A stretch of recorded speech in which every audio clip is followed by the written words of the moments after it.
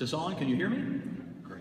Good evening, and thank you for joining us for the inaugural, the debut concert of this amazing group of musicians from Appalachia that we have so genuinely called the Brass Band of Appalachia. It is my absolute pleasure to welcome you here this evening and to introduce you to some of the amazing talents that we have around this area. The musicians that you see in front of you come from all different areas of 3 different states, actually 4, North Carolina, South Carolina, Tennessee, and Virginia. We have our principal cornetist, Dr. Tony Roebuck, is here all the way from Columbia, actually Lexington, South Carolina, to join us. We have almost all of the brass faculty from East Tennessee State University. We have a number of our graduate students from Appalachian State University, as well as a number of my absolutely phenomenal undergrads that have joined us for today. And on top of all that, we have some amazing music educators that you probably have seen out leading some of the high school bands in the area here that are still playing their instruments as if that's what they do for a living every day. And that's the reason the bands in Southwest Virginia are so good, because we have such fine musicians here to lead them. My name is Onsby Rose. I'm currently down at Appalachian State. I'm a graduate assistant preparing to graduate in May. So the ensemble that you see in front of you is very unique in the fact that we don't get together every day and rehearse. Fortunately, or unfortunately, we live too far away from each other to do so. We met here at Virginia High School yesterday at noon, and this ensemble had never played together. We had a reading session back in February, and we played some of the music that we're playing this evening for you, but I'd say about a third of the ensemble is different from that time. We found who the dates would work for, and yesterday at noon was the first time we'd ever played together. First time I'd ever stood in front of them, first time they'd ever sat beside each other. And for the next 2 hours, from 12 to 2, we went about rehearsing this music. And then we had a wonderful Chick-fil-A lunch and rehearsed for about another hour. And that's all that we've had. That in itself tells you the professionalism of the musicians sitting here on the stage. They took it upon themselves to prepare all of the music, and when they got here, they were ready to go. And all we had to do was sit down and play the notes together. So hopefully you've enjoyed the music that we're playing tonight. If you look in your program, I'd like to point out a couple of things. On the first page, there's a number of people that this concert would not have been possible without. The first, actually many of these are members of the ensemble also, but the first one, Mark Collins Sr. in the John Battle High School. We had our rehearsal there back in February when we initially had the reading session. Really instrumental, at the top of the heap, that this would absolutely have not been possible is Mr. Gary Skeen and Mr. Ben Parks, the directors here at Virginia High School. Without them and the use of their facilities and the use of all of the things that they've allowed us to have, everything you see here except for the musicians and the instruments in their hands is theirs. The chairs, the stands, all of that stuff. So there's no way possible we could have done that. And everyone else listed there, I won't go through the whole list, but please take time to take a look down that list during or after the concert. There is one gentleman that I failed to put on there, and that is our great friend, Stephen Kreger. He's the gentleman with the handlebar mustache you'll see out at the t-shirt table. He has been here helping us all along, move stuff around, and back in February he helped a tremendous amount. He's taking money. We'll talk a little bit more about that later in the concert, but we hope you enjoy our music tonight. The next piece we're going to play is written by a gentleman by the name of Stephen Bulla. The unique thing about both brass band as well as wind band is we get to play music by composers that are still living. Stephen Bulla is still alive. He used to be the staff arranger for the President's Own, the United States Marine Band. He's since retired, and he conducts a couple of brass bands as well as he still writes lots of music. The next piece we're going to play was written for the commemoration of the 50th anniversary of the Marines landing on the island of Iwo Jima. And what Mr. Bulla has tried to do throughout this piece is to give you a musical picture of everything leading up to the Battle of Iwo Jima as well as throughout. It's in 4 movements. The first 2 movements are through composed, and meaning that there's no separation between the 2, and you'll hear that in the music. And then we'll move into the chorale prayer, which is the 3rd movement, and you'll hear some famous melodies that I'm sure that you'll recognize. And then finally, the 4th movement, we rise to engagement, and the Marines have landed. And by the end of the 4th movement, you can easily tell that the Marines have landed and the situation is well at hand. Please enjoy Stephen Bulla's Images for Brass.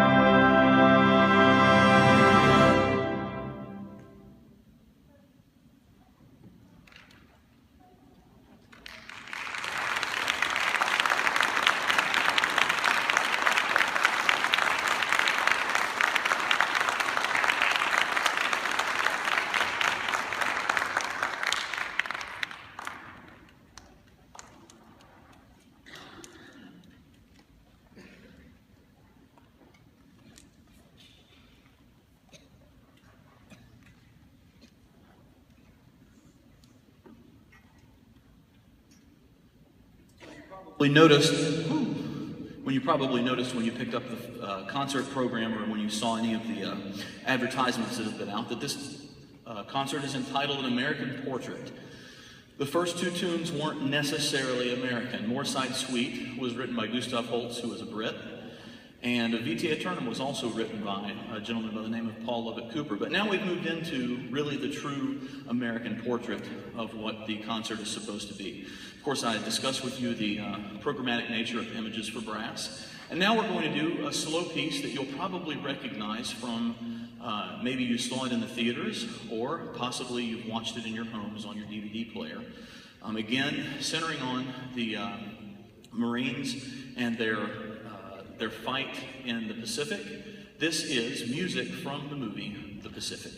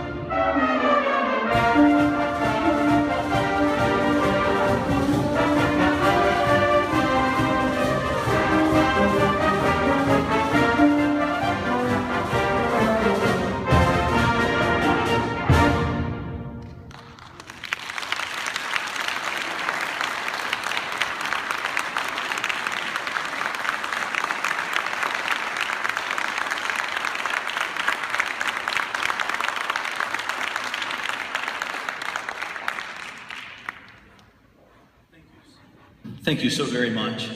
Before we play our last piece on the program here, we've got a couple of things that we'd like to talk to you about. In order to do that, I want to explain a little bit about how our organization is set up.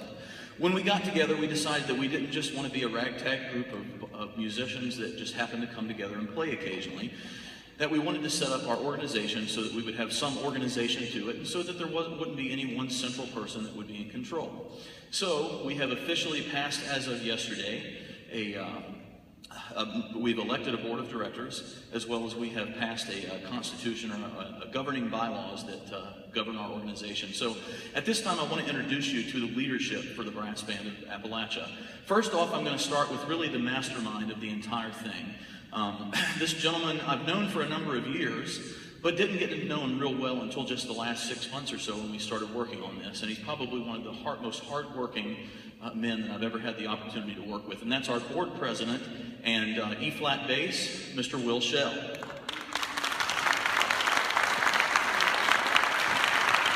Will takes on all of the administrative aspects of the band. We all talk together very frequently via text message and so forth, but really he's the head honcho. He's my boss.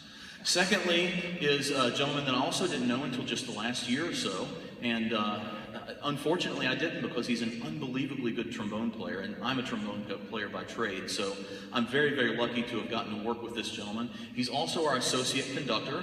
In future concerts starting next season, you'll see him on the podium with the band as well, and that's our principal trombonist and our vice president, Dr. Art Hacker.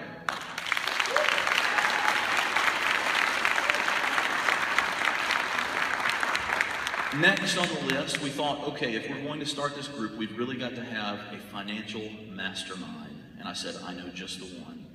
There's probably no one else in the Tri-Cities that knows more about finances and how to set up an organization than our treasurer, Mr. Mark Collins Sr. He's back here in the percussion section. And then very humbling to me, as with working with all of these people, the first time I stepped on the podium with this group, I looked out, and not only do I have, I think, 7 folks sitting in the group that have doctorates in their instrument in music or music education, but I have people that have taught me throughout the years. So we thought that we really needed the experience on the board, so we asked whom was my department chair whenever I finished my undergraduate degree at ETSU, and one of the most wonderful women I've ever had the opportunity to work with, Dr. Mary Day Blackman. She is our secretary.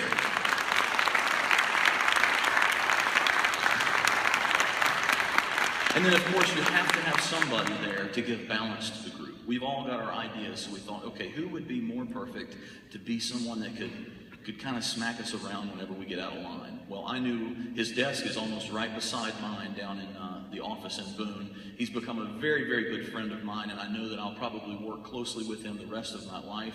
Amazing, amazing musician, a wonderful percussionist. Mr. Mark Collins II is our member at large.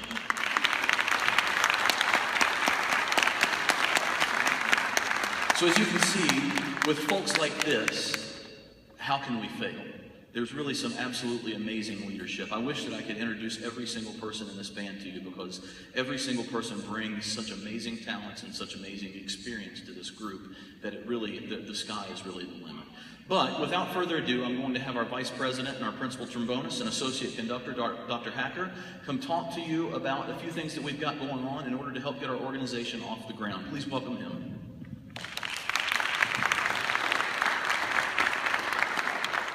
First of all, I just want to thank you all for coming out tonight. This is an evening, and I think I speak for most people on the stage, that we have been looking forward to for a really, really, really long time. And to see so many of you here is just really heartwarming, so thank you. Just a little bit about this group, that it started out with a conversation at the State Line Wind Symphony rehearsal. And Hansby, myself, and Will were sitting there and just talking, and we started to kind of talk about the fact that there were so many really good brass players just in our region, and that of course led to the fact that the three of us were really interested and passionate about brass band, and hey, wouldn't it be cool if kind of thing. And then I went home and completely forgot about the conversation, and soon thereafter I started receiving Facebook messages from Hansby and Will, to the tune of about 1 every 5 minutes for weeks, And it was so much fun to just sit and watch the two of them just brainstorm through things and how it would work and how we would do it and who do we talk to and oh my gosh, we got to get this person. Oh my gosh, we got to do this. And I would chime in every once in a while to just, make them think that I could actually contribute something to this conversation. But really, what you see before you could not happen without the efforts of Ansby and Will. So, on behalf of everyone on stage and everyone in the audience, gentlemen, thank you for everything that you've done.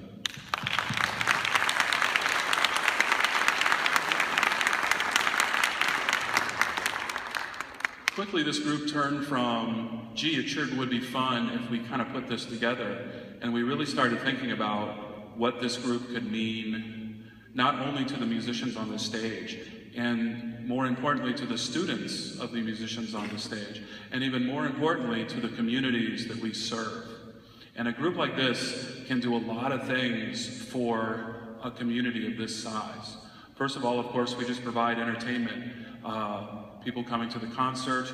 We're hoping to do a lot of outreach, smaller ensemble things, brass quintets, brass trios, and we want to provide that for our community. Secondly, one of our major aspirations is that we want to join the North American Brass Band Association. This is a group that is made up of brass bands from around this country. And in addition to promoting brass bands, they also compete with each other.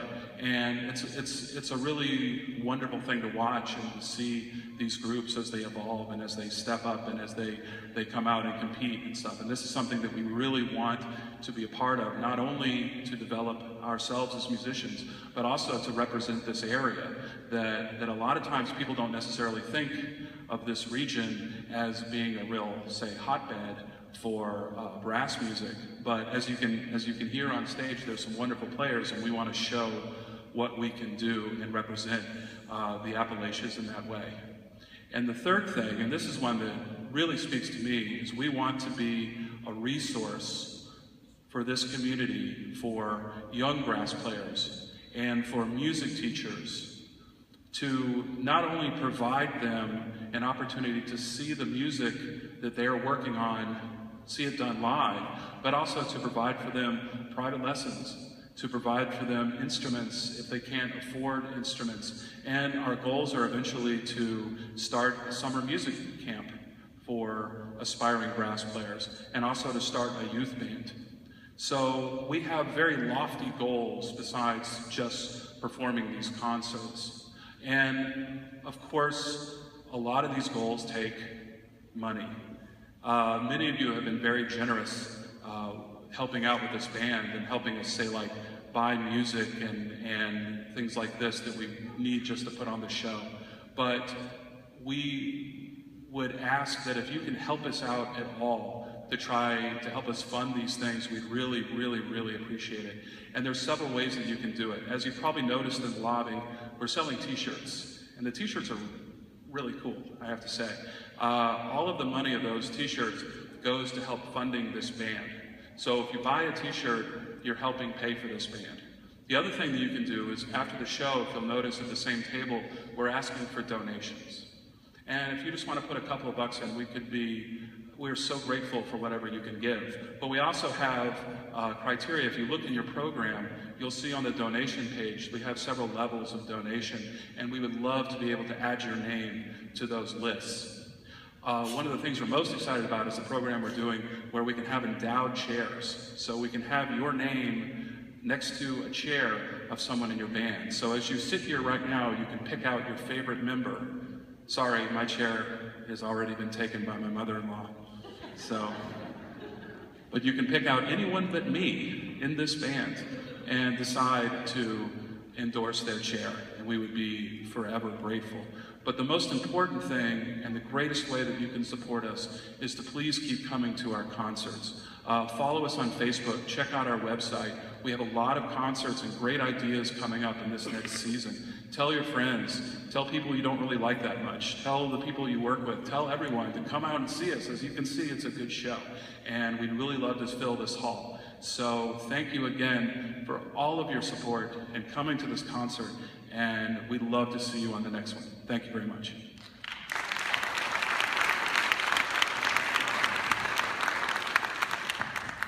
So again, as Art had said, we greatly appreciate anything. We would love to add your name, pick a person. Also, you know, at many concerts I know you go to and many ensembles will ask for donations. We also conveniently have a credit card reader. So you do not have to have cash in your pocket. I want to make sure that I point that out, both for the t-shirts as well as for the donations. If you do choose to make a donation, we have a form out there for you to fill out. Put your name and your address and your email and all that stuff on it. So because we do want to make sure that you are credited with that. Next season in our program, everyone that makes a donation between now and then, all of those donations will be listed just as you see the ones in the program tonight. If you'd like to endow a chair, that would be absolutely wonderful. We greatly appreciate that. Same thing, we'd be happy to let you use the credit card reader. Stephen will be out in the hallway at the table with the t-shirts and that after the concert. The last piece on your program this evening is a piece that it's kind of unique in the fact that it originated as a marching band piece. Jerry Billick was the arranger for the University of Michigan Marching Band, and many, many years ago, back when Dr. William Ravelli, who was a famous, famous name in our profession, was the director of bands at the University of Michigan, he asked Jerry Billick to write a patriotic show. Well, American Civil War Fantasy is what he came up with. During the show at U of M, whom I know Art's he's a blue guy. I'm going to Ohio State next year, so I'll not hold that against him. Anyway, at U of M, the show was so popular, the halftime show was so popular, Ravelli went to Billick and said, Jerry, you've got to change this for the concert stage. You've got to make this so that we can do this with the University of Michigan Symphony Band. So it was hugely successful and has been done numerous times in the wind band medium, and luckily our arranger has placed it in the medium for brass band. We hope you enjoy our trip through the Civil War with Jerry Billick's American Civil War Fantasy.